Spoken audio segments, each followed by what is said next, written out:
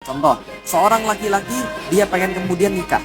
Setelah kemudian searching-searching di internet, setelah kemudian lewat perjodohan, lewat ustadznya, dia dapat ada seorang awat cantik seperti yang dia bayangkan, sesuai dengan yang dia inginkan, pintar baca Quran dan sebagainya, tapi tinggalnya di Surabaya misalnya. Maka pergilah dia dari Palembang ke Surabaya karena dia nggak punya duit, karena cinta dia jalani naik motor, teman-teman sekalian. Naik motor dari Palembang pergi ke Surabaya, nyebrang kemudian pergi dari Lampung pergi ke Banten, ke Jakarta, lalu kemudian naik motor di Pantura. Di Pantura ketika dia ketemu orang, dia ditanya, "Nak, kamu ngapain?" "Saya mau pergi ke Surabaya." "Ngapain?" "Saya mau melamar seorang wanita pilihan saya untuk kemudian saya nikahi." Dia akan bangga cerita pada semua orang. "Emang kamu nggak capek?" "Capek, tapi saya harus melanjutkan perjalanan ini." "Lah kenapa?" "Karena saya mau melamar wanita yang saya cintai." Kemudian terus menerus, tiba-tiba motornya mogok. Apa yang dia lakukan? Dia nggak menyerah.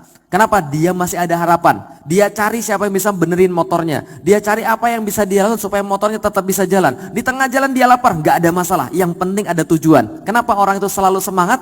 Kenapa orang itu selalu punya kemudian sebuah keberanian? Karena dia punya hope namanya. Dia punya namanya harapan. Tapi begitu kemudian di tengah-tengah di Semarang, dia dapat SMS. SMS-nya apa? "Mohon maaf akhi, saya nggak jadi, sudah ada yang melamar saya, kita batalkan khidbah kita." Kira-kira gimana hidupnya? Mendadak temennya langsung telepon dia, "Mas, Anda itu kan mau pergi ke Surabaya kan, saya tahu. Ini saya baru ngumpulin uang, saya sudah beliin tiket dari Semarang ke Surabaya."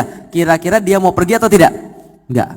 Inilah yang namanya hopeless. Apa itu hopeless? Ketika seseorang sudah kehilangan tujuan hidup dia, maka muncul yang namanya hopeless. Orang-orang yang sudah hilang harapan.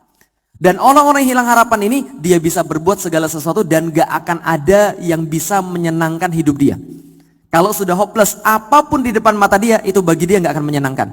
Tapi bagi orang yang punya harapan, apapun akan jadi menyenangkan. Paham teman-teman sekalian?